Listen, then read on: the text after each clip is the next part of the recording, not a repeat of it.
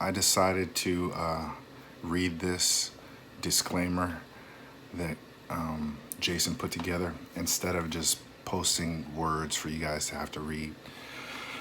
So you can look at my face and listen to my voice as I read this, okay? This is a tough episode. Please be warned that we cover real life situations on this one that are not pleasant to hear. Trigger warning and parental discretion advised. On the quest to search for what's really real, sometimes you face things that you hope are not real at all. But if they are even a fraction real, they not only need to be addressed, but action needs to be taken. We are not conspiracy theorists, all right? But these are topics that run through the conspiracy circle.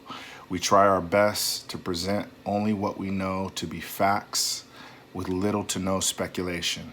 If we present things that aren't backed with evidence, we're quick to say, please listen, and if this topic is not for you, see you on episode 14. We love everyone, and our only desire is to help people. That's the point of this podcast. We will keep searching for what's really real, and we hope this is it. Thanks, guys.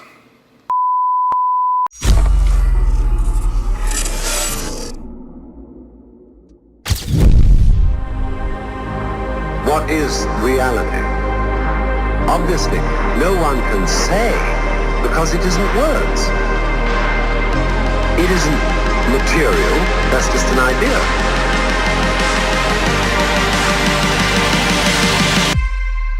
Reality is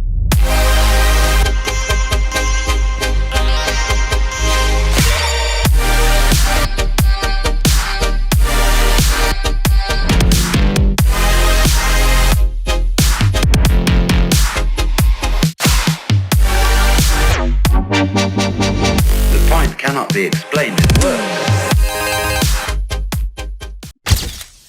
What's up, y'all? This is episode 13 of the Really Though podcast. Yeah.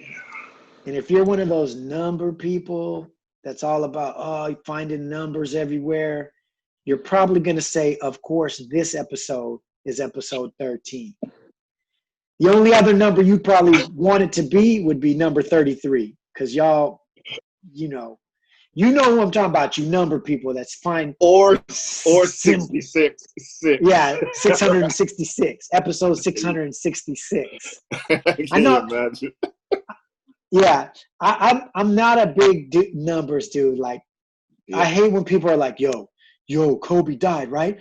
His number was 23. 2 plus 3 is 6. 6, and there's 3 jerseys, 666. Like, I hate when people do like, come on, man. You think it's a mistake? It's not a mistake. Really? Really, though? You know what I mean? Like, this number was really real. And some of that number shit, it's numbers I don't people think out there. I mean, maybe the numbers people are going to come after me right now and hit me with some of their number facts. I'm down for them. Yo, hit me with some number facts. Yeah. But I don't really buy into numbers. Number facts. I don't buy into numbers, man. I see it all the time. 4 plus 8 plus 6, right? Yeah. Add them up. What's that add up to? Exactly. Yeah. You know, they try like it's like a mic drop. Like, exactly. That's just what I was saying. You already know. There's even people that like every day happen to look at the clock at the exact same time. You know, that type shit too. And they're like, oh, it's like 11, make a wish. Yeah. Anyway, so all you number people are going to be loving the fact that this is episode 13. It's an episode that we've been hinting at for quite a while now. It's an episode that I personally am extremely reluctant to do. I feel tons of apprehension, and I'm going to tell you why right now. But I also am going to tell you why I feel personally that it's important to do.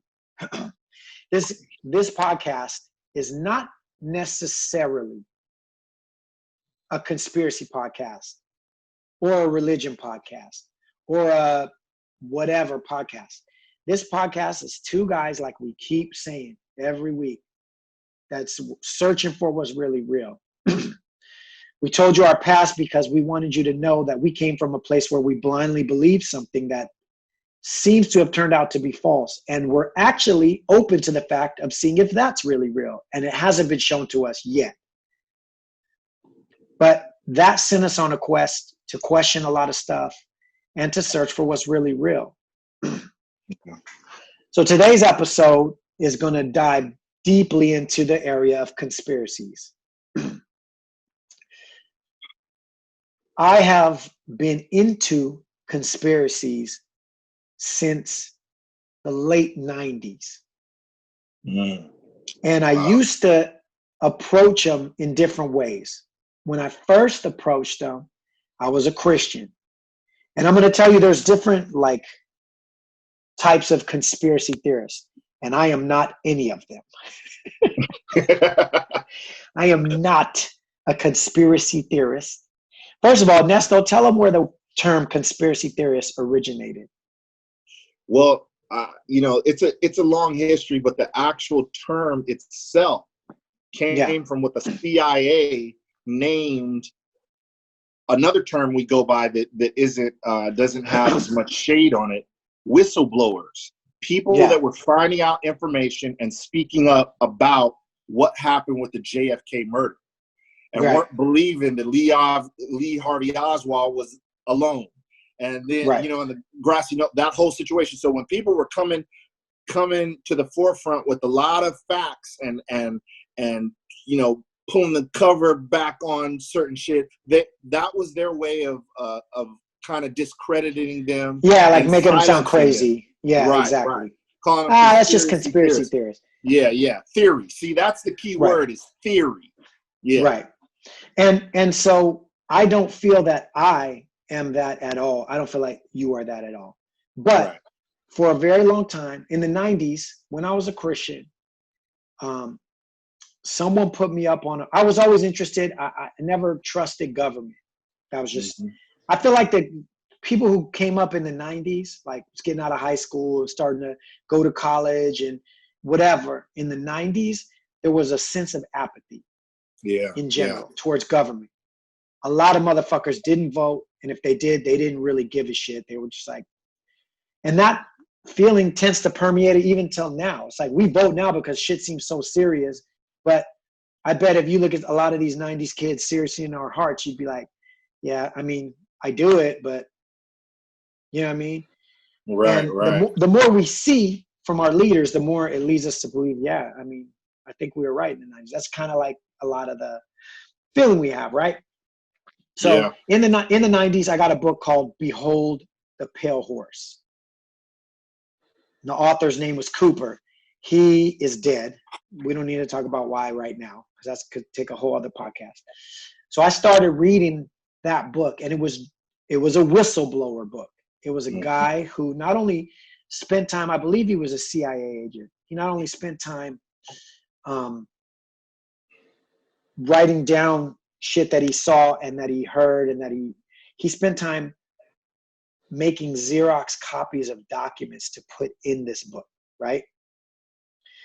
And when I went to the bookstore to look for this book, it was not in like the nonfiction section, or I don't know where else would it be, even the philosophy section. It was in like the was it the mysticism section, or they put it in like some spiritual like gobbledygook section. Right. Every single bookstore. Yeah. And I don't think that was on accident, that it was misclassified. Because it was the kind of, let's discredit this. And the guy's dead under whatever circumstances. But anyway, so I read that book and I was like, whoo, me and my pops was reading it. My pops were reading it too. Yeah. That was a thick book. My nigga. Bro. It was thick as fuck. Matter of fact, here's where I was in the 90s. Very Christian. So I was on board with everything like this through the thick ass book until we got to the aliens. And I was like, he had me up until then. Then I was like, because if you remember in the church, aliens were just demons trying to deceive us. and keep Right. us from the Right. truth. And the whole idea of alien abduction stories was the devil's plot, so that when the rapture came, we would all like think it was an alien abduction, and we would be deceived, and so we wouldn't turn to Christ or whatever, you know.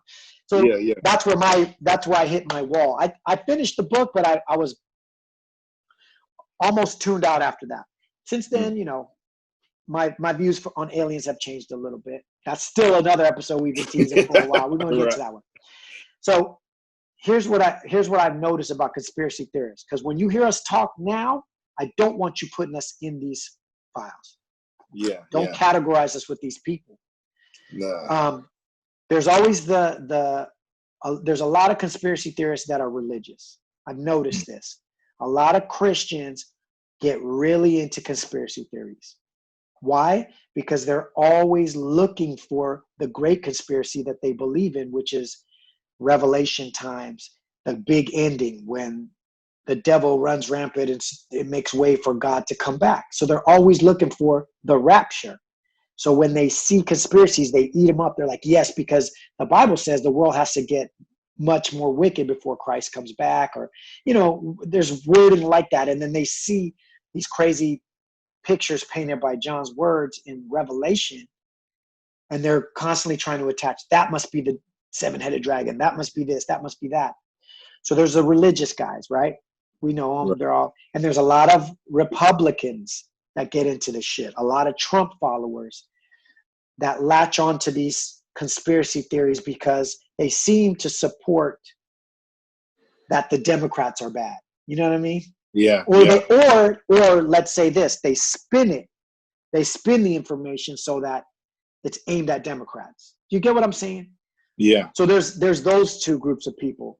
Then there's the white cisgendered men people that that are a little bit tone deaf, right? They're the type of guys that as soon as like George Floyd died, they were all like, question the narrative, and they're a little insensitive they're not reading the room. And I don't think they're racist. I really don't. I think they're just so focused on the conspiracy of it that they don't think about people's feelings, and they don't think about, motherfucker, you sound a little racist right now. Right. You're tearing down Obama. You're tearing down, and I get they're trying to come with the facts or the information they have, but they're not good at reading the situation. They're just, you know what Planned Parenthood is? You know what the gay agenda is? Like, dude, slow it up, bro. We're still talking about people. Right. You know what I mean? At the end of the day, I am none of that. None of that. Yeah. I'm a Puerto Rican man from fucking Los Angeles, California, with my fucking family that I got to look out for, that I care about more than anything else, right? Yeah. That started a podcast with his homeboy because we just want to know the truth. And by doing that, we've opened ourselves up. Now, at some point, conspiracies became entertainment to me. Not that they were just total nonsense, but me and Uno would trade videos over the years and just kind of like, damn, bro, look at this shit with George Bush Jr. and, you know, George W.'s fucking, you know, it's a conspiracy. You know, they did that so they could go in and invade the land, you know, shit like that. And we're always into all of this. And it was kind of like entertainment in a way. You know what I mean? Like, almost like reality TV. Like, it's real people, and I'm watching it, taking note of the shit going on, but it's also mildly entertaining. You know what I mean? Right. Instead of watching a movie, I might do a deep dive on YouTube. Just, here we are with George Bush, and now I hate him, and I hate it, you know, or whatever, you know, like. And then since then, like, some of the topics we're going to talk about tonight is not entertaining for me at all. No. Yeah. And it's like I've been building up and talking about from last week. When it's far away from you or far away in the past, you can believe it. It's easy. Like, yeah, of course that happened. Of course those people do that. Of course this, that, and the other. Right. But when it's up in your face and it's people that you're used to seeing, or you keep hearing names that you don't want to hear, it's very difficult to believe, right? That's where I'm still at. You know what I mean? I'm still at the point where I'm like, I don't want to believe this, and I'm very, very skeptical, and I'm questioning everything I'm hearing, but I keep hearing it. That's the problem. From crazy sources from all kinds of stuff keeps coming at me.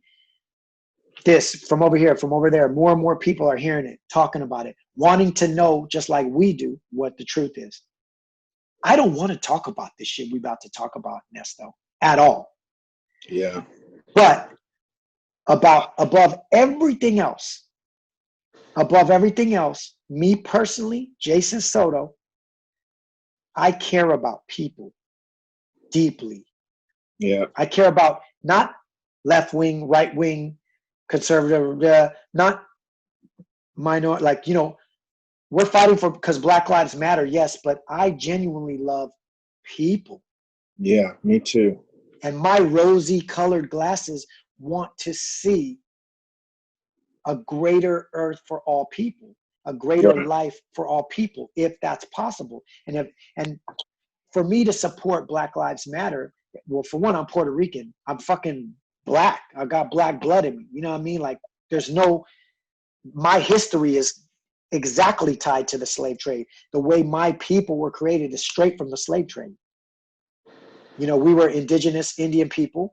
The Spanish brought the blacks, and now Puerto Ricans. You know what I mean?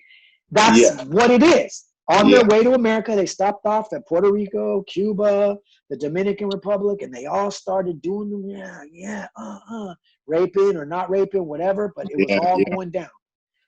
It was the Taino Indians, the black people, and the Spaniards just doing this, making babies.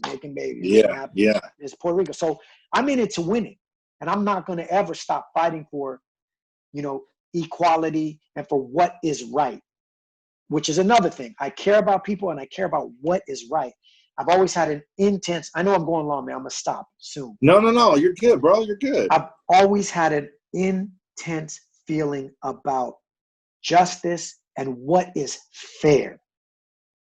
Even like on the level of the playground when shit wasn't fair, like it really bothers me. You know what I mean? Like when someone isn't treated fair and I see it, I want to get involved in it right away. Like if I'm at a restaurant and I see something across, like someone being mistreated, or I see the unfairness happen, it does something inside of me. Like I can't stand it. Like fuck that.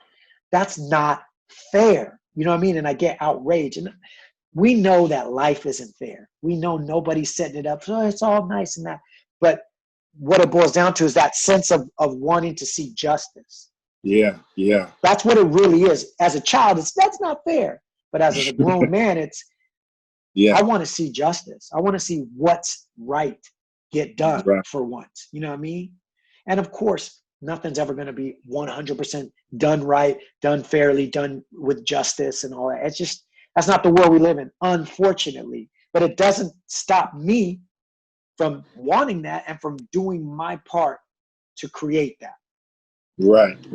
Which brings me to why I'm down to talk about what we're going to talk about today.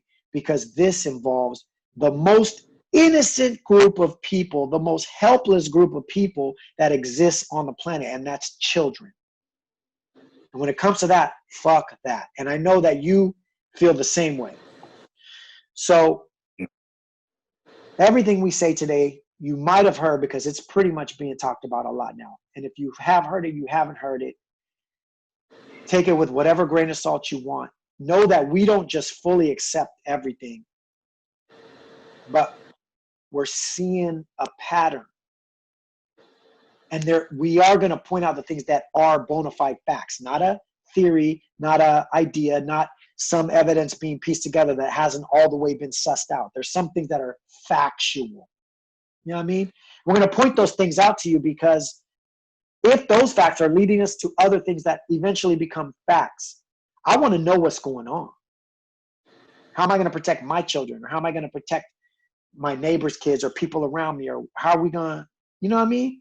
Yeah. We can't be blind leading the blind, because a guy with one eye is going to take advantage of us. Imagine two eyes. You get what I'm saying? Exactly. Yeah. So that's why from me, why I'm open to talk about this. I'm scared to talk about it because I don't like what it is. I don't like the implications of it.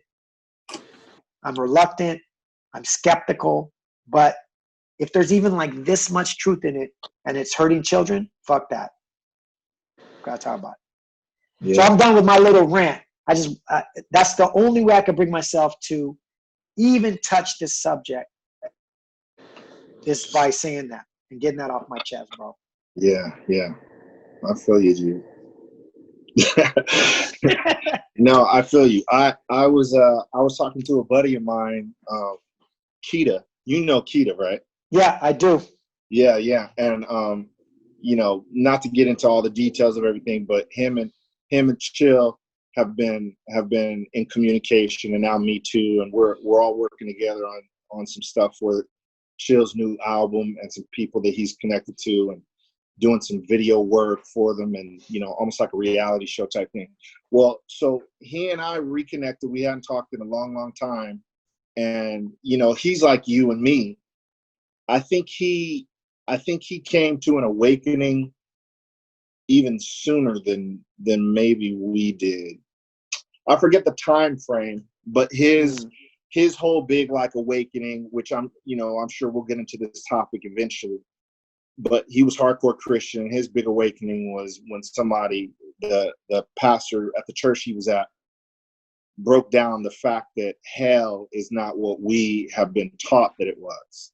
It really doesn't exist at that same way. And that's, you know, saying shit like that in the Christian world, that's huge blasphemy, and that's cause for a lot. Well, the way that it was presented to him was so like powerful and authentic, and he started digging into history and looking at other stuff, and it woke him up like crazy.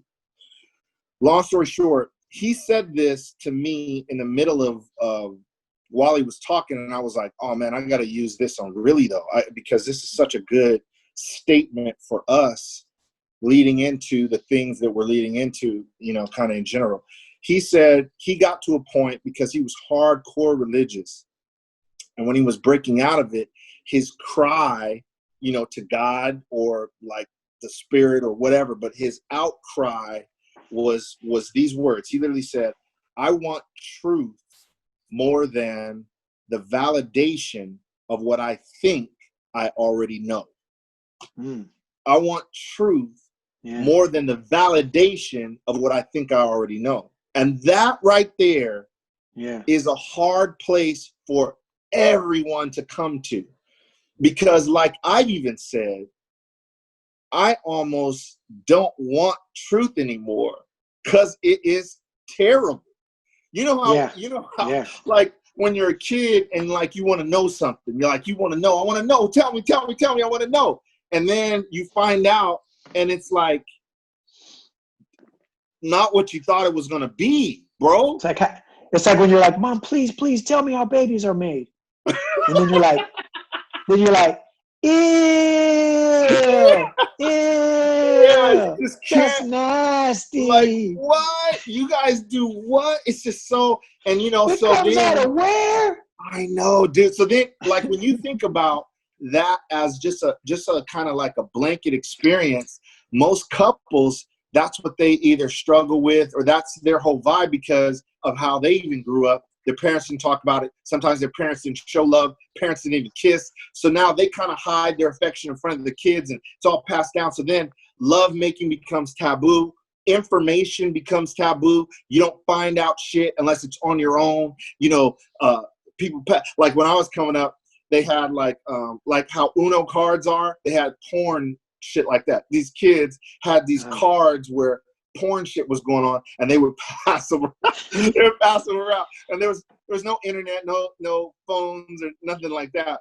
So that became like the sneaky thing. Like on the way home, we'd walk and like look at Stu would like show cards, and you'd be like, oh my god, because the access to that was like, you know. And I remember seeing cards with multiple dudes on one girl, and it was just everything looked devastating to me. Nothing looked beautiful. And at a time when you thought, oh, sex is like the wonder years. You know, you like a girl, you try to kind of talk to her and pass notes, and it's all like this cool and then you shit. see that shit. And it looks like violent and dark and crazy. A lady with a horse or something, you're like, oh shit. Bro, just that type of stuff being a reality, I remember, like this is so perfect for what we're talking about now, because there are some things that your mind cannot even, it's almost like a computer that doesn't have enough power to process all the information that you're trying to download onto it, right? Yeah, sounds like my computer. Go on. It'll just crash. It'll give up. It won't, it won't go, hey, that's a little bit too much information. There won't be a warning thing like that. It'll just die. Yeah. And then you're like, what? You couldn't handle that? You couldn't handle that? No, I couldn't. It was and not many enough people's space. computers are going to crash after this episode. I know. Well, listen, me and Cook, we talked off mic about this, and I was saying, because we got the stuff that we share with each other, man. It's not even funny. I'm laughing now because some things are so overwhelming that we shake our heads like, dude, like Cook even said earlier, it's hard for him to even grasp himself, let alone, hey, we're going to talk about this. We're not those type of people, dude. We're not the kind that get a blowhorn and stand outside of a business and go, we know what's going on in there. You guys need to stop that. Like that's not. And there's plenty of podcasts and plenty of YouTube channels and plenty of people that are like that. Yeah. And I am at a point where I'm not even like speaking against them or like judging them in any way. No, that's great. If anything, that's where you can go to get more information, more details. Some of those people will not ease you into it like what we're trying to do. Because, again, we didn't create this podcast with the idea of, you know what, let's unleash all the conspiracy shit that we've been talking about. That was never even the plan. Mm-mm. We were just very open to see what the process would take us. And initially, it was really going to be a lot of Christianity, Bible, religious themes, and a mixture it probably still will be. Yeah. And a mixture of discoveries and things like that we think even tie into, mistranslations throughout the years and, ideas that have been, twisted and stuff like that. So as much as that's what we're going to do, obviously, what's been going on in the country recently, the information that is, that we're privy to and that seems to be connected to a lot of what's going on can't be ignored anymore. It was big to me when I was seeing a gang of stuff online, 60-minute reports, Dateline reports on Jeffrey Epstein. And that was before he even got brought in again. Girls were coming forward, and then things start going in motion to where they were like, well, we got to go get him. During that stage, I remember seeing a lot, and I was like, I'm surprised they're even covering this, because I've always known about guys like him, places like what he has, just things like that you know outside of kind of the internet. You know what I mean? This is stuff that usually they don't make documentaries about, and the public doesn't hear a lot about this stuff. But I think with the Me Too movement coming out as strong as it did, it started laying the groundwork and kind of paving the path for people to feel more comfortable sharing the trauma that they actually experience. And there's been so many kids that have experienced some of the wildest shit that's hard to even verbalize, and they keep it bottled up. They never say anything about it. I've talked to some adults that eventually, for some reason, we get into the conversation and starts leading to, yeah, man, when I was young, da-da-da. And you're like, what? Oh, wow. Yeah. Dude, what they experienced with family members or friends of a family, or, I've talked to some girls who had a mom. They didn't grow up with their dad. The mom was dating different guys. The guy did something to them. It's like, now I think there are people that can hear stories like that and go, wow, they can process that in their brain, that is a real reality that some girls, some little boys have experienced, right? Right. But an organization, that's tough to even imagine human beings are capable of.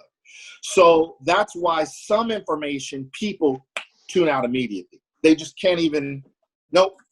Until something happens to them personally or somebody that they know, they cannot accept that it happens in reality. Unless you say, man, in a foreign country, you know what's going on in the Philippines, or you name something like that, then people go, wow, man, I get it.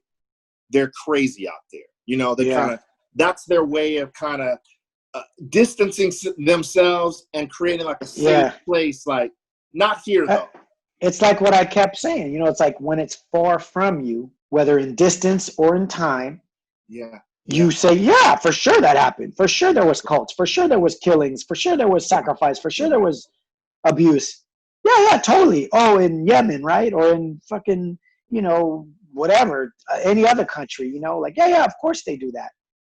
But until it, you know, comes home. So I'm doing my best to ease us into this. So I'm going to tell a story. I'm going to tell a couple stories actually that are more personal to me, and as far as like somebody that I know was an eyewitness, that type of stuff, to then kind of lead us into, you know, the cliffhanger that we left last week. I think it was. No, was it Murder Planet week that we left on the cliffhanger, like what we were just about to get into? No, it was a week before. I murder planeted the last episode. You murder planeted it in. That's right. I didn't expect that Murder Planet was going to be the whole episode. I thought I was going to tell a little chunk and we were going to get into this stuff. So, because that's the foundation of this, dude. That Murder Planet thing. Okay, let me say this too before I get into what I was about to say. You know, most people that know me from Felipe's Garage and a little bit on this podcast as well know how frustrated I get when nobody's watching the YouTube video. Like, God, man, we only got a few views or whatever. And then I start thinking this. After this past week, different things that I've been reading and researching and seeing, it almost made me more at peace that there are fewer people, because the few that are involved are really involved. Like they really care. And I don't want to belittle you guys. And there's more of you that listen to this than watch the video. That's fine. That's absolutely fine too.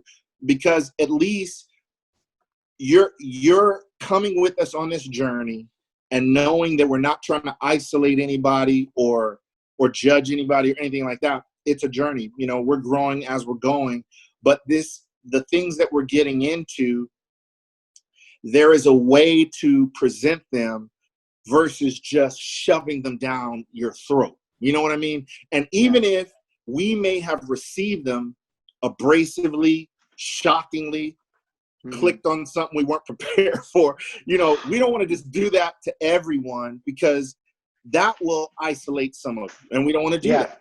You know what I mean? Yeah. It's almost like what we do with spoilers. Like when we know some people haven't seen a movie and we're about to talk about it, we go, just so you know, we're about to get into some territory. You want to turn it off, just don't turn it off, just walk away. No, watch the movie first, then push play again, and then you can hear what we had to say about that movie. So that is the same thing with what I'm about to get into a little bit right now. Okay, just a quick little backdrop. I've got a project that I've been pushing to get made that's dealing with human trafficking. And I've been trying to get that made for like 5-6 years, and it's gone through so many different, man, the process has just been nuts. How many hands have read it, studios, just the things, people attached, blah, blah.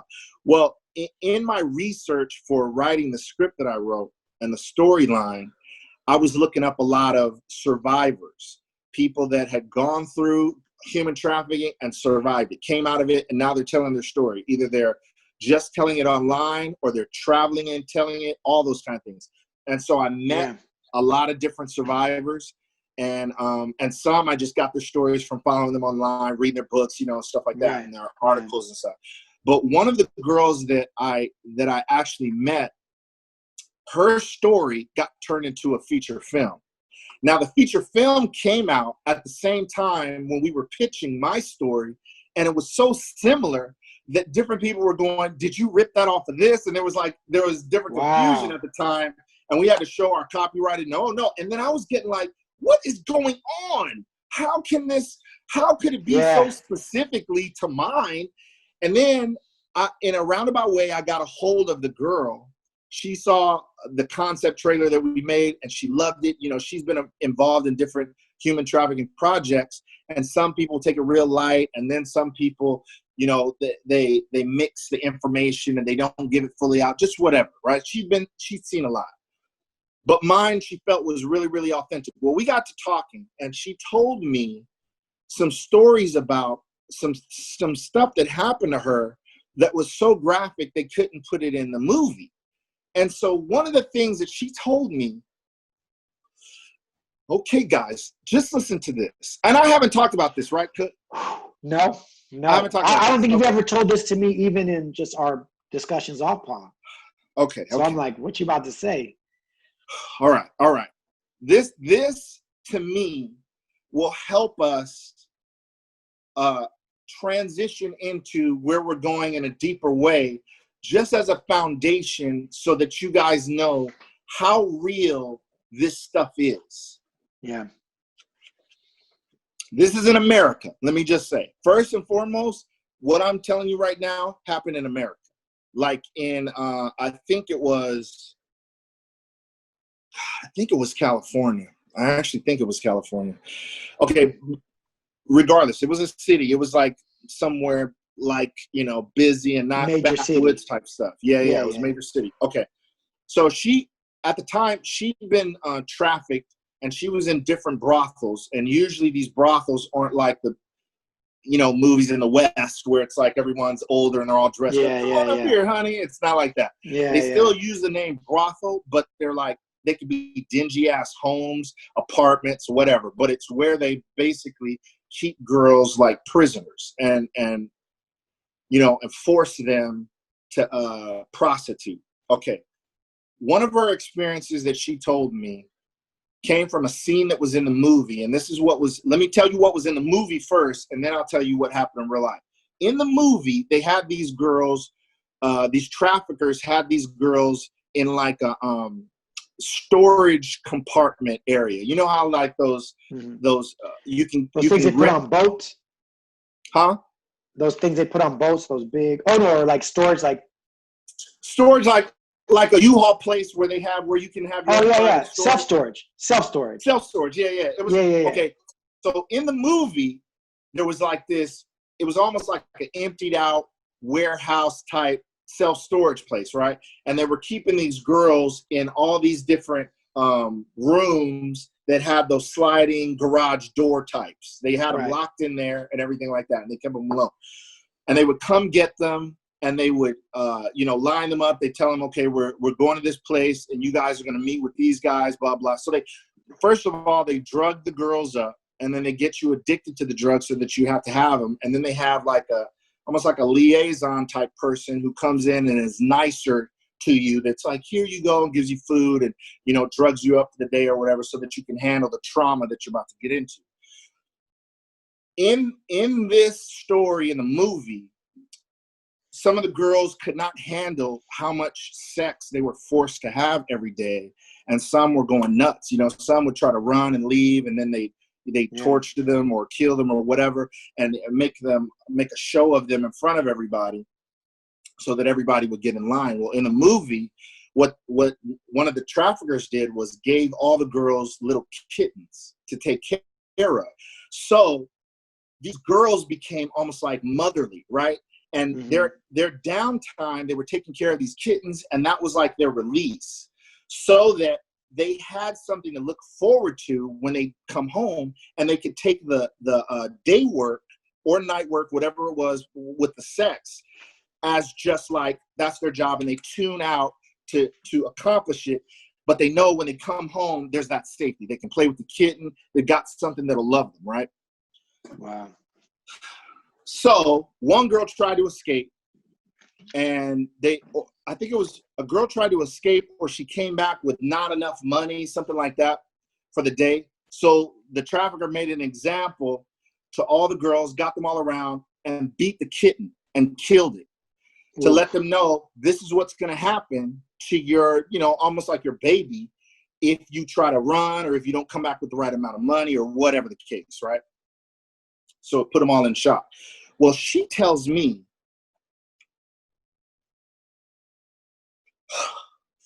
dude, she tells me that they gave them in real life babies, real babies. No.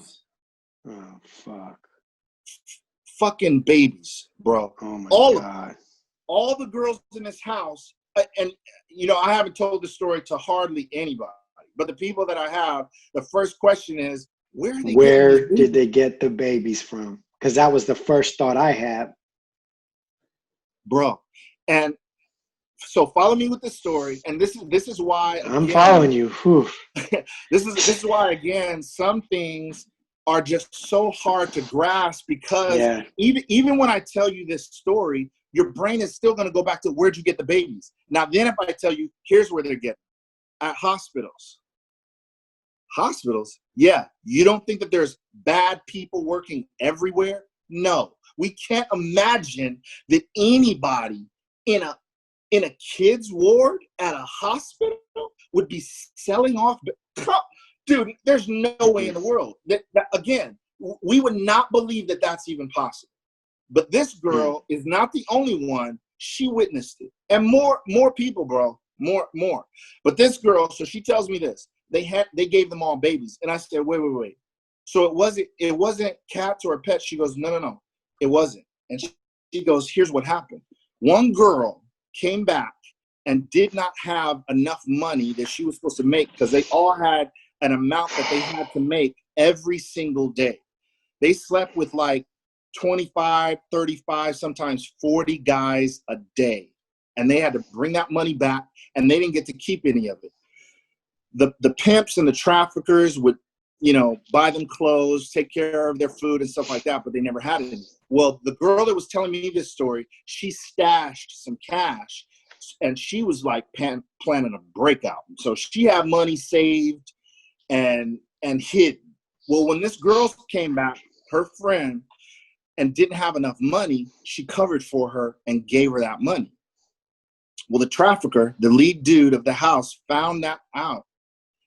And what he did was he tied her up, not my friend up, the girl, up to a chair, locked her down, then took her baby, raped her baby, and then beat the baby to death in front of everyone, in front of all the girls in the house, dude.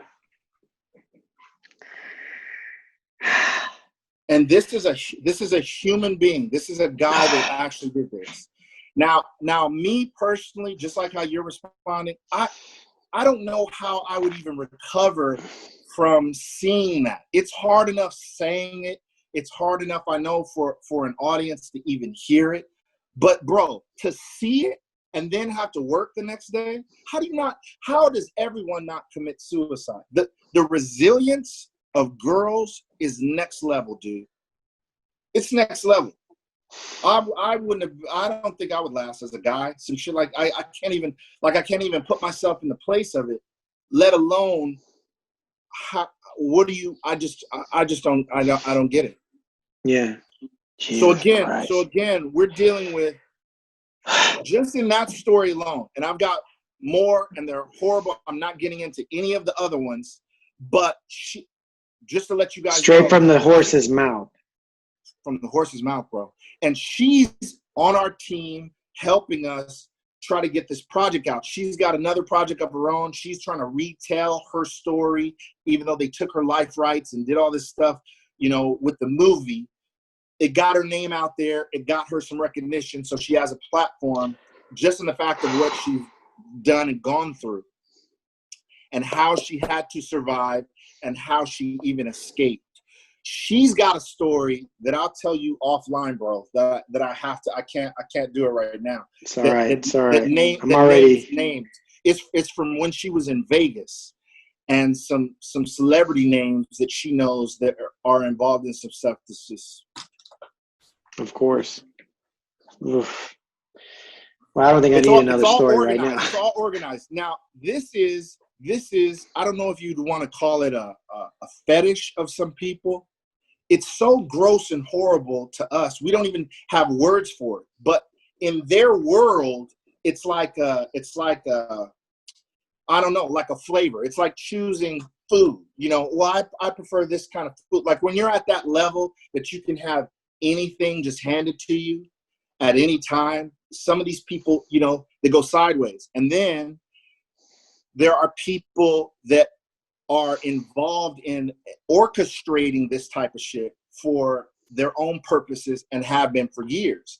Now, Christians usually jump onto this reality quicker, like what you said, because it plays into the fact that there are cults, Satanists, demonic, occultic practices, wild shit, sacrificing, you know, in the woods, the sacrificing to the god Moloch, the you know, babies in the blood, that stuff, pure blood. It's easy for them to accept it because that's the world they live in. It's all about, you know, God versus the devil, and the devil comes in many forms to do all this, you know, and he's the destroyer. And I know I'm not trying to get into a debate with them about God's not even, hey, if they're fighting against this bullshit, I'm all for you. Let them go. A lot of these Christian organizations are dealing with helping survivors from it. You know what I mean? Yeah. Even though it's like, again, I mean, what are you telling them when they're asking where was God while this was going on? I don't know. That's questions that far be it from me to pull you out of it. If you're recovering, if this is helping you, I'm just blown away that girls can even recover from something like that, dude. And these are young girls given a baby, an actual human. Okay, so that's one story. So that's one story, right? The human trafficking of young girls, young boys. Now it's blowing up big time with Jeffrey Epstein. It's all over the place. It's something so undeniable that you'd be laughed at if you denied it. And that's from both sides. The left side, the right side, they all go, yeah, well, I mean, you know, there's people that are just, they know that they can't deny it was going on. They just try to say, hey, I wasn't involved. Hey, I only visited the island once. Hey, they're very much like that because they can't go, those girls are lying. Yeah. Too much evidence. There's way too much. Yeah. Dude. Yeah. Across mainstream platforms. Yep. Right? Mm-hmm. Okay, so there's a list that is out in the ether of what people got on his private jet, named the Lolita, looked that shit up. How many times? I think from what I've seen, it looks like Clinton went the most, right? From the logs. It's over 20 times in those logs that he went. If you watch the Netflix documentary, there's a guy who was hired to do like the electrical work on the island. Right. And he's an eyewitness who saw Bill Clinton on the island. He didn't see him doing anything as far as what, you know, Epstein was involved in. It was, I think he just saw him there having like at a table with Epstein or whatever. Yeah. But he's an eyewitness to say, yeah, he was there. And I believe, if I'm not mistaken, at one point Bill Clinton would say he never went. And I think now he's like, because there's too much evidence, I think he's like, well, you know, I just business meetings and stuff like that. That's what. And he said a couple times. His next thing was a couple times. Yeah. Then it was like 20. Yeah. He's one of the bigger names, but there's a lot of people, you know, on those lists. A lot of them are initials. But apparently it's not really that hard to decipher what the initials stand for. I mean, that could still be speculation on the initials, but man, people out there are digging into a lot of this shit. So it could be, you know, some pretty credible sources. You know what I mean? Like it might be a way to find out. But I do know that the list has a lot of initials too, like You know, Right. PT was on the plane. That could be anybody. You know what I Yeah. mean? Yeah. So, Yeah.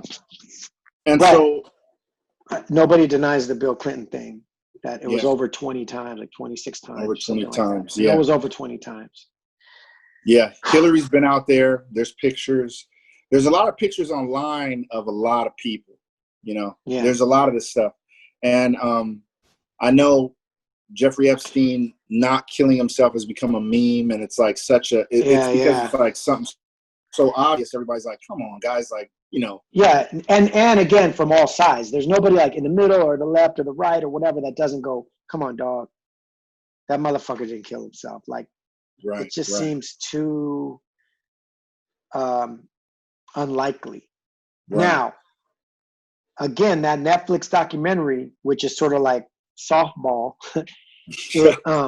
it definitely paints a picture that the suicide was the accurate story. Yeah, I thought it would. And it briefly mentions that, well, some people think it wasn't suicide, but, you know, it kind of quickly goes back, just like it briefly mentions Bill Clinton, or briefly mentions little things about outside people. I mean, it definitely goes in a little bit on Prince Andrew, but it paints it as like he was put in like one of the worst run, like low budget prisons there is. So there is sort of a more quote unquote plausible or acceptable story for the majority of people to say, well, okay, well, maybe he really did kill himself. But most people still don't believe that. But that seemed to be the spin of that Netflix documentary. I mean, you guys can watch it yourself. It's on Netflix. It's not that hard to find. Right. So, but for a person like him who kept video and audio documents of people that came by, the parties, the things that went on. Yeah. You know, there are so many girls that were involved that have come forward now that are talking about. They're all vouching. Even ones that don't know each other are saying the same things of what they experienced, the exact same things. And me knowing the girl that I know and multiple girls that I've talked to that, again, are human trafficking survivors, about how they brainwash you at a young age. The stuff that these girls endure and what they see, dude, the high level people that they come in contact with is just that are, you know, married, have their own family, are all over the TV, all over movies. They're, you know, court, government. Oh yeah. Law enforcement, all kinds of stuff. All kinds of stuff. You know, I just saw something recently which, you know, people were kind of ha-haing about. You know, I forget what state it was, but they had to make it illegal for police. They had to literally make it now illegal for police to be having sex with somebody they arrest, because it wasn't illegal before. Yeah, there's a lot of these antiquated laws. You got girls talking about how they were groped, how they were raped, how they were forced all the between time stuff so they could get out. Now that's something that, even not knowing details, most people go, yeah, I bet that happened. And you know what? That's another thing. Like, you can draw a comparison to what's going on in the country now, where there's more of an awakening to privilege and shit like that, because shit like that is being rampant in the hood, in the hood. You know what I mean? And so, and not to say that it wasn't happening in other suburbs or, you know, whatever, but it's part of our reality. It's been in rap music for a very long time that the cops mess with our women and, you know, do that type of thing. You know, hey, you want to get out of this ticket, then just hop in the backseat with me, that kind of thing. Yeah. It was kinda in Training Day. I mean, his you know, the young girl that he had and the little kid. Yeah. And it was kind of in Crash too, with not Matthew Broderick. What's that guy's name? Yes, the bro. Cop and Tandy Newton. Yes, bro. Yes. That situation. Oh my God. Wow. And that dealt a lot with racism too, because her and Terrence Howard and the way he Yep. was just like doing it right in front of Terrence, knowing he couldn't do a thing about it. And Yeah. that was powerful. So Because when she crashes later and she is about to die and she's still crying out, not you, anybody but you. Yeah. That even gives me chills based on what we're talking about right now. I know. To what Yeah. our women have had to go through.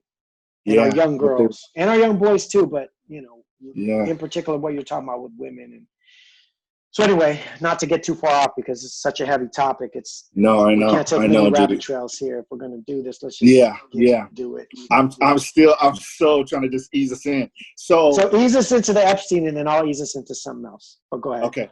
Keep it going. So this to me is just like bringing us up to how these things come out in the open, right? There was a time when I considered myself, I still do in a way, like an activist, for these rights of just human rights, let alone women's rights and these type of things. But I was much more vocal and hard. Like when I left Christianity in that way, I think some of that carried over into this. And when this was happening, when I was first pushing for the script that I had, the aggression, I think, was a turnoff to money people. And I was in situations where when I look back now, I'm like, dude, just get in the door and then chill. make your mark, and it'll open up all this other stuff, right? Like, why do you need to convince these people all of this stuff? Just let them know they're going to make some money. This will be I was coming in with scary facts. Listen, bro, the first draft of the script that I had was so graphic that, when I have producers attached and people that were going to take it to money people, they were like, you got to cut this. You got to cut this. You can't describe this, bro. It's scaring them. It's hard for them to read. And I was like, hard for them to read. And I would try to tell them, have you seen The Purge? Have you seen da-da-da? And I would talk about Chinese cinema and all these movies and stuff. Start getting going too hard.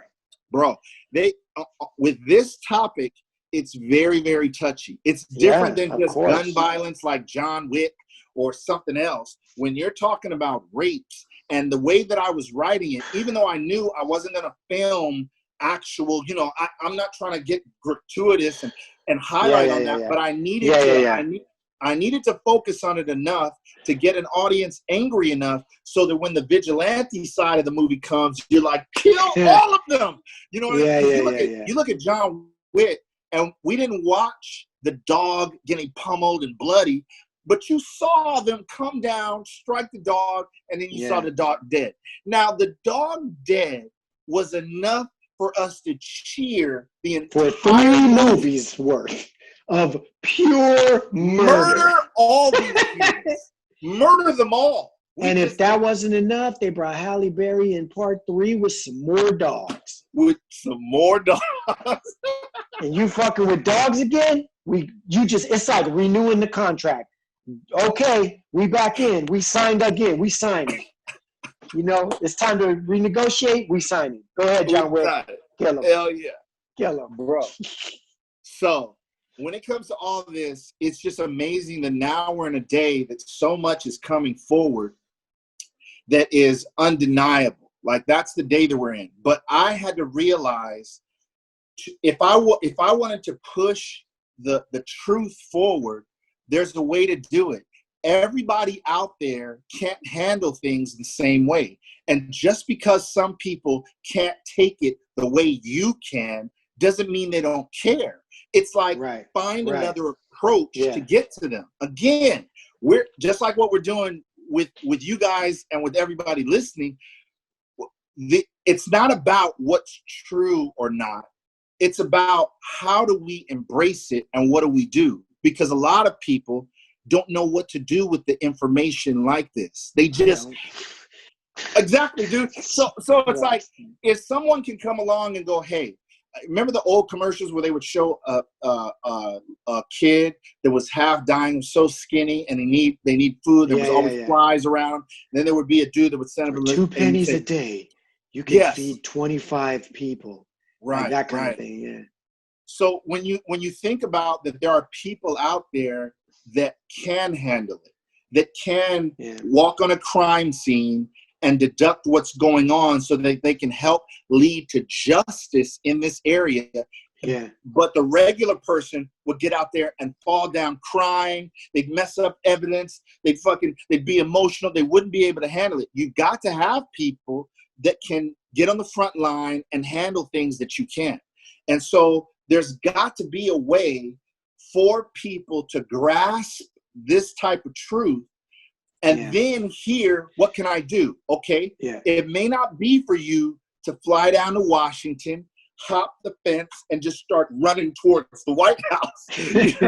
That's not the answer. There may be some covert way of getting information out, helping people that are fighting for the cause, paying for stuff, being aware of stuff, making other people aware of stuff. There's got to be a way for it. And with the things that we're talking about now, they're not politically based. What I would encourage is, this is not a left or a right thing. This is straight down the middle. We're talking about humans. We're talking literally about humans. Yes. And the most innocent kids is what we're leading into. Yeah. Well, not leading. I mean, because that's exactly what Epstein was doing. Here's the thing. Also, people are hearing this saying, Epstein, God, he is a meme now. He's dead.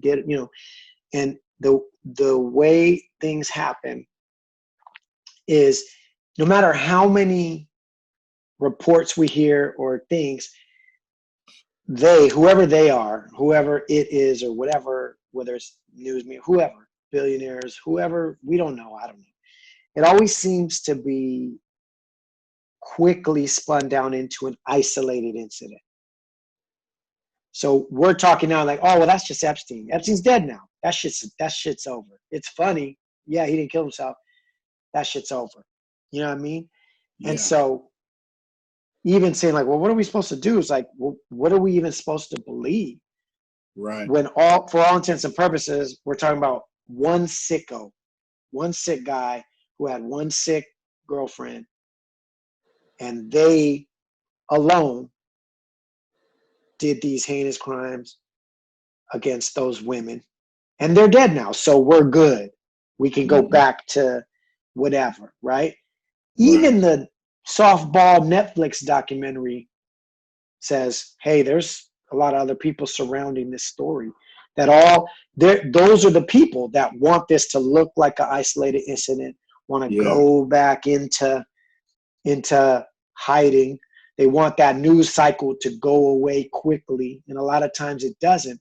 And so when you look at conspiracy theorists or the way the world works now, the reason why it's good and bad and everything. YouTube is a cesspool, and it's also can be something that's really good too. Yeah. Podcast, same thing, because and this is not conspiracy. This is, look it up. All of the networks are owned by about 6 companies. So there's 6 companies that dictate what news gets to us, what information gets to us, what type of shows and what type of information can be in those shows, right? Yeah. So thank God for podcasts, for people crazy enough, and I do mean crazy sometimes, to throw wild shit out there, because even if they're wrong or off or have only a couple of good points or whatever, it is creating awareness. It is giving another side. You know, somebody like your friend can turn on YouTube and tell her story anytime she wants, or come on this podcast or come on any podcast and tell whatever graphic details, rated R, rated X, it doesn't matter, because this podcast is not controlled by those 6 corporations that own all of media. You know, sure, sure, people are getting banned, suppressed, shadow banned, videos pulled down, all kinds of shit is happening because YouTube, all those people start being owned by other things. Yeah, yeah. But people keep doing it. You know what I mean? And I just want to know what's really real. You know what I mean? Yeah. So when I see the Epstein thing break wide open and names are coming out, and then all of a sudden it just shuts back down. Like, wait. What happened? Right? Just because he's dead? And you don't think that was going to be the motherfucking trial of the century had he lived? And the type of dimes he was going to drop on people to get his ass out of trouble? Yeah. You don't think that this motherfucker still has a stash of shit somewhere? Or that when those feds busted into his New York apartment, they didn't scoop up any and every bit that they could? Even the softball Netflix documentary showed when he first got arrested, they went to his Florida residence, went in there, mad computer wires just laying on the ground with no hard drives. The computer was gone. Shit was gone. A couple weird pictures, little uncomfortable shits, but the real shit was gone. You don't think? You know what I mean? I mean, there's so much. This motherfucker's private jet took off after he was dead. Where the fuck? Who was on that jet? I mean, this is speculation shit that I'm saying right now. But I'm just throwing it out there just to be like examples. Like, things aren't always isolated incidents. You know what I mean? Yeah. So when you talk about all these, like, how can you be an Epstein? How could someone be that sick? But if you are bold enough to do a little even Google research or whatever other search engines that might be a little more accurate, because I know there's different search engines. I'm not too up on it, but I know like some people are like, don't fuck with Google because it's one of the 6 corporations. You're going to get only so much information. But if you did any research, let's say, into how many children go missing a year, it's a shocking number. Yeah. Epstein's not just an isolated incident. Not at all. You know what I mean? Like, something's going on. Yeah. And each time we hear something or see something, and you hear people trying to bridge these gaps, when I see it, I say it's weird because I'm so skeptical. You know this about me, but I purposely remain wide open too, because I want to gather as much information as I can. As a person who's become very skeptical, the more information I have, the more I can evaluate the information that's in front of me and decide for myself what's really real, and still say there's not 100% certainty here. Let's just see where the shit leads. You know what I mean?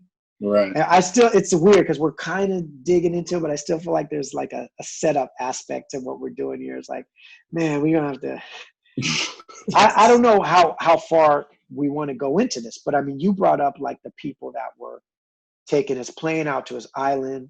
There's multiple things. There's pictures of Prince Andrew, even in the softball documentary, with his arms around an underage girl. And he says, and they asked him in an interview, this is not conspiracy. This is in an interview saying, you have a picture of you with an underage girl and you look like you've been having fun. And he's like, I don't remember that picture. I don't remember that girl. It's like, here, look at it. This is the picture. Don't you see it? It's right here. That's not my arm. That's not my hand. That's not me. I don't know. I don't remember that. It's not true. Or like, it's like, you know, people want to keep pushing things inside. Who's gonna admit that? Who's gonna sit on live TV and go, I was there with that girl. I did it. It's in the past. I'm not that guy anymore. Who's gonna even do that, bro? No, because you're admitting to a crime. Yeah, nobody would do it. You're right. You know what Never. Yes, I knew that girl was 17. We partied all night. I won't tell you what we did after that. Like, you know what I mean? And the girls on the documentary like, I totally hooked up with him. But I tell you what's been happening, just like a side note, some of these guys that are on their deathbed that used to work for the CIA and work for different top agencies and are literally about to die, start spilling the beans on everything. Dropping dimes. They got nothing to lose, dude. Why would they even do that? Why would they make up? And they like, I've seen some stuff, dude, that I'm just like, oh my gosh, bro. On alien stuff, on governments hiding Yeah. things, having bank accounts in different places that we thought was for one thing, like all kinds of shit. Well, you're right. And those are all great episode topics for the future. Let's keep it because you start triggering me. I'm like, oh yeah, I got some shit to say about aliens. I got some shit to say about the banking system. Like, no. This is the worst of the worst that we're starting with. That grieves my heart and soul. I know. So let's get it over with. What else? I mean, Okay, it's not going to be over with. But no, I know. I mean, but here's what I could take it another direction if you want, but it's right here. But say what you got to say and all. What direction? So you've laid a foundation for Epstein, and you said only facts, right? We haven't even gotten into the quote unquote conspiracy theory aspect of it. Yeah. Just facts. So on the flip side, a few years ago, and this is why Republicans and Trump supporters love this side of the topic, because it feels like it validates their positions, and they use things like this to validate their positions. But there was I believe a senator from New York named Anthony Weiner, which you can't write this stuff. It's unbelievable, who was convicted for inappropriate behavior with underage girls. Yes. He was texting his dick to like a 15-year-old girl, and they were having a little online thing, and who knows if, that's what we know to be fact. I don't know what else he did. This is how the whole Hillary Clinton email thing started. Yeah. It's because he's married to Uma Aberdeen. I can't remember her name. It's like Uma Aberdeen or something like that. And she is Hillary Clinton's longtime assistant. I think she is. Yeah. Her right hand lady. Mm-hmm. And so supposedly, it was the laptop that they both used that got confiscated. And that's where they found all these crazy, emails, which led them to the server, which led them to everything else. Right. And then the WikiLeaks shit happened, Julian Assange or whoever. And then during the campaign, when she would be asked about it, she would just say, that's just the Russians hacking. And I was looking at that, and this is before I even knew the shit I know now. And I would say, okay, you're right. The Russians, even if you are right, I don't know if you're right. Okay, the Russians hacked. But what about what the fucking email said? Why is nobody focusing on this? And I'll tell you this, what I was upset about at the time was not even what we're talking about today. I was upset because I was a big Bernie guy. And the emails revealed clearly that the head of the DNC at the time was feeding Hillary the debate questions beforehand. They were cheating. They were rigging the primary election. Right. And then when it came time for the debate to happen, Bernie punked out. And I'll never forget how I felt like the other Democrats are trying to win, right? I thought you're supposed to try to win, right? Right. They started going after the email shit. And then Bernie said, I'm tired of talking about this email stuff. We already know it's Russia. So, let's move on. So the way he said it gave no room. He gave her a pass. He gave her the victory in that moment, even though he was already getting cheated out of it anyway. He knew that he was going to lose, but I don't know why he did that, other than what we could speculate on behind closed doors deals, et cetera, et cetera. Right. But then he said that, and because he said that, if you would have brought him up again, you would have felt like an asshole bringing those emails up again and I'm still talking about the Democratic debate, when the Democrats are running against each other, and it just shut the conversation down. It was like, I said, are you debating for you or for her, motherfucker?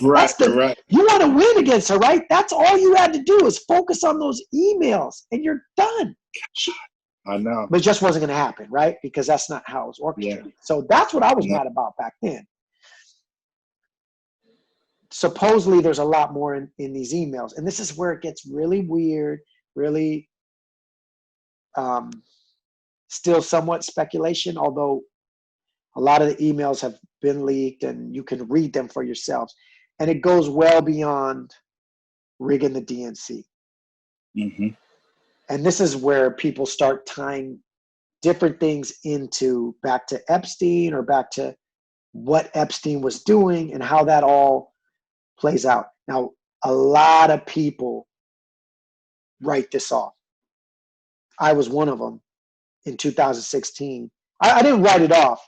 I was hearing the little theories and this and that, and like, you know what I mean? But then I was like, Yeah. People debunked it or something like that. And I was like, okay, all right. I mean, I kind of kept my ear out to see what's going on. But since then, we've been inundated with a lot of information. I hate this. I don't even want to be saying none of this shit. And I probably won't even say much more because I'm probably just going to pass it back to you. But No. Keep supposedly in the laptop was, some information that created the conspiracy theory called Pizzagate, right? Right.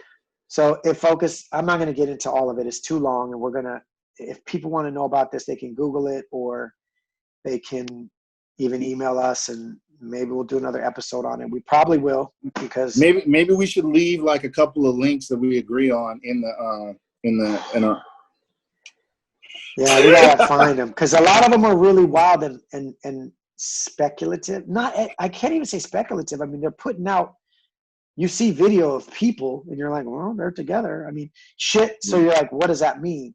But I don't fully know what I believe. But what I do know is that the way they debunked it in 2016-ish was they said all this shit about a pizza parlor that was a cover for a pedophile ring and this and that and the other. And so that became not plausible. And it was like, oh, the basement of the pizza place. Well, the pizza place don't even have a basement and stuff like that. So it sort of became debunked. But as people keep digging and keeps doing the research and reading through shit and reading, FBI documents and this and that, they start seeing a different pattern where Pizzagate has a really bad, it's already gotten it's tainted. That name is tainted, right? Where people are like, that's just that pizza shit. You know what I mean? Yeah. And in a way, I kind of understand that feeling. I'd rather just have that feeling too and not even be talking about this. But that, again, when you say, oh, Clinton's, we wonder why Clinton's name comes up so much. And people say, oh, Republicans, it's because they hate her. She's not even running anymore. Like, why are we still talking about protecting her? Yeah. Why are we talking about her still? Why do people protect her? Why, and her, it's not just her. I mean, she's, for whatever reason, is the symbol of all of this shit. Yeah. And some people speculate.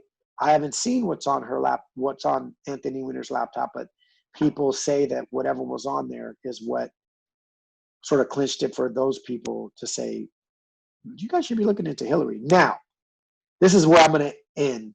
And then you can say whatever you want after this. You fast forward till now, over the past 4 years, it's been a lot of videos, documents, leaks, speculation, even some mainstream media coverage on some of this shit. And not just Fox, but even if it's just sort of a debunking thing, all this shit, And during everything that's been going on with George Floyd and the events after George Floyd, in the midst of all the chaos, the whole time there's been an investigation going on. And there at one point, people thought that, and it didn't happen, but people speculate things. And so I'm just saying this just for information's sake, because it didn't happen. So it's not like this conspiracy theory. It just didn't happen. But people thought that the government was going to use the situation with the coronavirus and the quarantine to make the country go dark so they can go in and scoop up a bunch of people and arrest them. You remember there was a document that came out online about, and it looked to be a court document that had a bunch of people's names and a bunch of people. So nothing ever became of that, at least yet. But what we do know that is a fact that you can Google this is that this investigation that's been going on has basically said that Hillary Clinton needs to be pulled back in. Like this shit's not over with her in the emails, right? Mm-hmm. And she, on the Tuesday, that was Blackout Tuesday, when everybody was putting black squares up, and a lot of people misunderstood, not just from their own brains, but possibly from misinformation that was put out too, misunderstood what that meant. And people were just kind of going dark on social media that day. And that was the day that they were in court deciding whether or not Hillary Clinton needed to go to court, and other people. I mean, for whatever reason, she's the main focus of this shit. And Yeah. I don't even like talking about this shit. And again, anything can be doctored, anything can be photoshopped, anything can be anything. But I seen one of those court documents, again, like People versus blah, blah, blah. And it did say one of the things that they're investigating her and possibly charging her for, and she's going to have to go make a statement in court and this and that and the other. And it did say something, I can't remember the exact wording, but something about child abuse charges. We know what's being said about her. And a lot of people listening to this know what's being said about her and a lot of people that she rolls with. I'm not going to say it, but I just want to say what I have seen as facts. And you can Google, you can look at just about any news source, and even if it's just a little blurb, like a little small article way somewhere, just search it and you can see that they're investigating her right now for, and some people will say, and I don't know if this is true or not, but some people will say like, oh, that's just Trump. He's still going after her. He's still doing this, that. Maybe, I don't know. But whatever was going on with all this investigations, I do know that she's going to have to be deposed very soon. And that decision was made on that Blackout Tuesday. And so I don't know if that's conspiratorial thinking when you say, oh, interesting that everybody went dark on the day. Like, how did that happen? And your conspiracy mind can easily go, oh, well, people put out information because they don't want people looking over here at this court thing. So let's get them to go dark because of this over here. And then, like I always say, which I do firmly believe, a lot of times people, this is a false flag. It's all scripted. It's all, lies. I don't subscribe to that always, but I do subscribe to the fact that that there's a lot of corruption, and that, I swear to God, I keep quoting this, and I heard the guy's name, and I need to look it up once and for all because I've been using this quote so much. But it was a politician from the past that said, never let a good tragedy go to waste. So I do believe that when things happen, they get quickly manipulated, co-opted by people who see an opportunity to create something, either whatever the case may be, that benefits them. Right. So I'm going to stop there. That's all I got to say about that, unless you say something that triggers me again.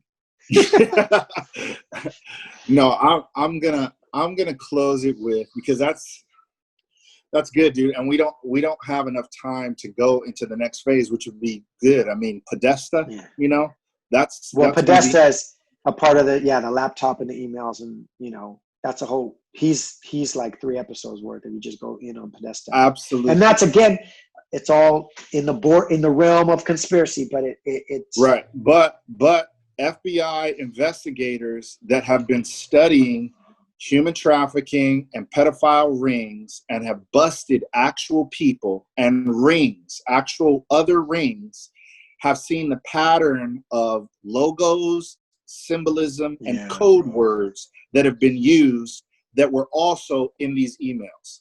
That's not a coincidence. It's horrible. It's horrible. It's hard to take in, but that shit is fact. That right there. Yeah. And okay, so let me end with this. I'm going to end on a horrible note.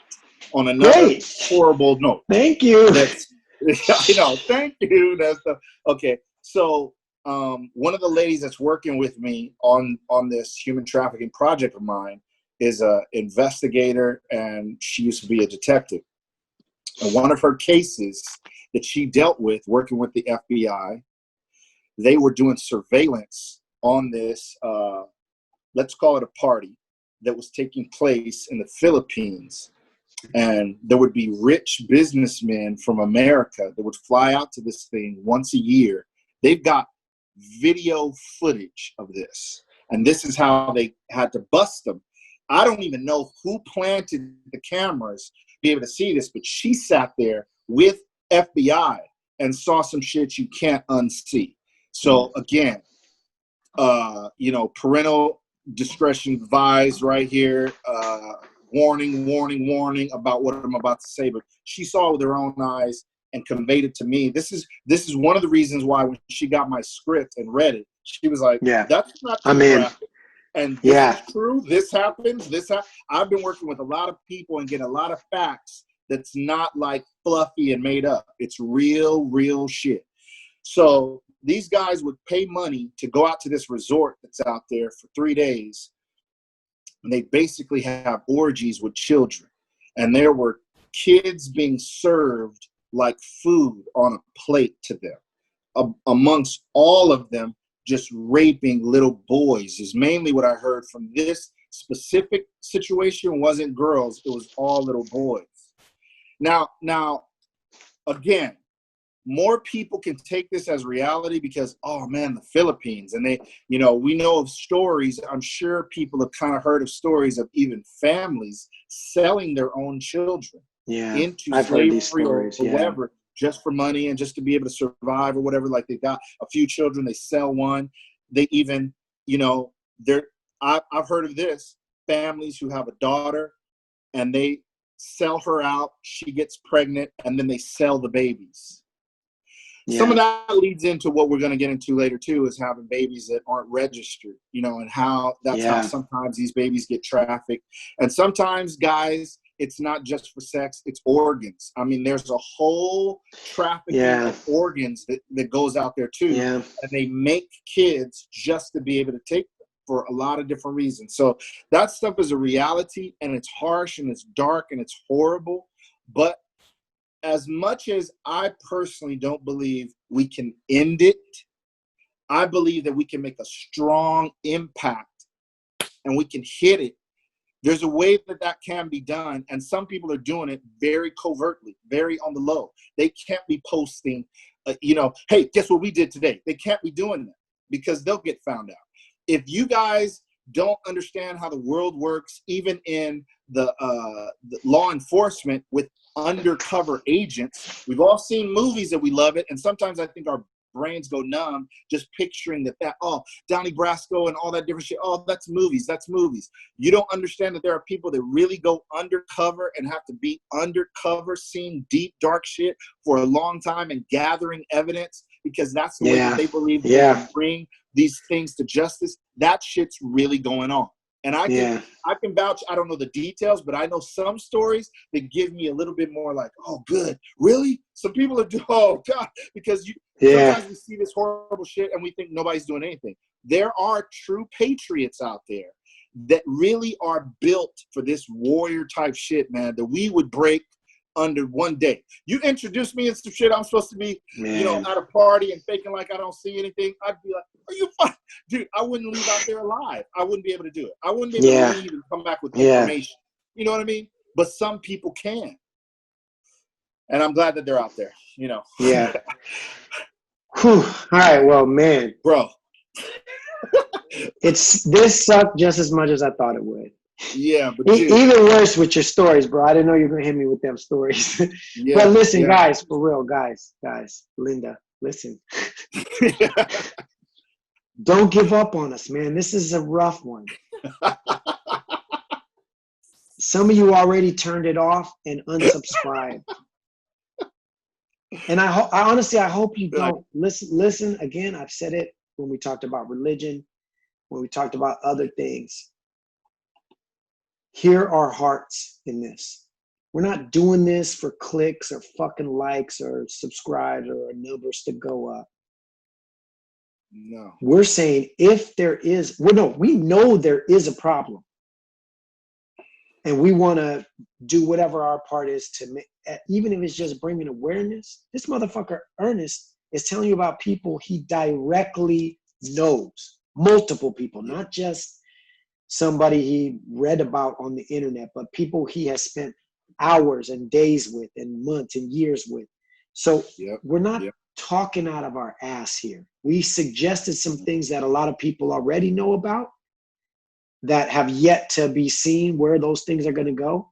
But you cannot dispute facts that have come from credible sources directly into Ernest's ears of people who have experienced these things. Whether they were underage or not, it doesn't matter. There's some real shit out there in some real dark places. And we went dark here today. Yeah. But we did it because we give a shit, man. I mean, what's the point of saying we're searching for what's really real and to know some of this really real shit and to just brush it on the side and say, let's just keep making fun of God or whatever the fuck we're doing. Right. You know what I mean? Right. Dude, right. We've had an aliens episode on deck for like 2 months now. That's a fun episode. Yeah. People believe some wild shit about that, and it could get in the realm of conspiracies and shit. But I'm so down to have the alien conversation from any angle you want to come at it with. It's a fucking blast, bro. It's a blast. Yeah, man. Aliens. We had to put that shit aside. Because, you know, between the virus and the racial tension and George Floyd and everything, shit is really real out here. And in all the midst of what's going on, we are searching for the really real in it. Mm-hmm. And we already have all of this shit in our brains. Me and Ernest have been talking about this fucking sick ass shit for a long time, and way worse shit that we didn't even say on this episode. And we may never say. But the whole reason we're even doing the podcast is because we give a shit about people. We genuinely care. We love people. And this is our contribution. We don't know what the fuck to do with this information. We don't know what to do. What is Ernest supposed to do with a story like that a woman tells him that she went through as a young girl or whatever? The fuck's he supposed to do with that? Other than say, here's some real shit. This is not conspiracy. This is a real person. Here they are. You know what I mean? And people might hear this and hit us up and say, we want to come tell our story. You know what I mean? It's like, there's real people, a lot of real people. Abused by their family or deep dark into this sick shit in the Philippines or in America or wherever, where there's organizations that are hurting people. We don't want that. I don't think anybody wants that. I don't give a shit what you believe about your government or your fucking politics background. We don't want that shit. You know what I mean? So we're searching for what's really real. We're not done. We're just bringing you some pieces that we have heard about, that we know to be true, and that directly, in Ernest's case, he knows the people involved directly who are credible people who actually went through these things. So this is not bullshit. This is searching for what's really real. That's all I got to say. Tough episode, but stick with us, guys. Next week, I swear to God, we're dropping the Aaron episode. It's real. It's real good. It's back to talking about some God stuff. We finally get to give our tribute to our OG friend Solo, who passed away. And we talked about it right away when he passed away, but then the world went crazy, so we had to address the issues. So we're gonna put that one out next week. Please email us. Please, if you want to debunk us or call us Alex Jones or whatever the fuck you want to say to us, honestly, do it. It's fine. It's okay. I would love to be corrected about the shit that's in my brain. I would love a fat ass FBI stack or whatever to get me to say, thank God it's not real. I'm looking for that. Please let that be the truth. Man. So email us, reallythoughpodcast@gmail.com. And share with us anything you want. If you got a story to tell, share it with us. If you want to talk about anything we've talked about in past episodes, Murder Planet or whatever the fuck, email us, man. We keep saying this is a conversation not just between me and Ernest, but between everybody. We want your input. We want you to tell us what you think is really real, or what facts you may have, or what evidence you may have for whatever topic we're discussing, whether it's this one or anyone in the past. But I can't stress it enough. We not a lot of jokes on this episode. I can't stress it enough. This shit's important to us. Not just what we talked about today, but everything we talk about things that are important to us, that we feel should be important to other people, and that's why we open our mouths to say them. Yeah. Yeah. We don't like having been deceived in our lives in any circumstance. Yeah. And I don't think anybody really likes being lied to or being deceived. So if we're just digging shit up, if it turns out to be bullshit, great. We'll be on this podcast saying it was total bullshit. Sorry. We were exploring ideas. This was our feeling. But we're watching the world. We're looking around, and we're just like you guys are. And we're going to see what happens. And if we can be even a tiny part of the help, then we will be. And we're asking for you guys to do that too and stay on the ride with us. Don't unsubscribe, please. reallythoughpodcast@gmail.com.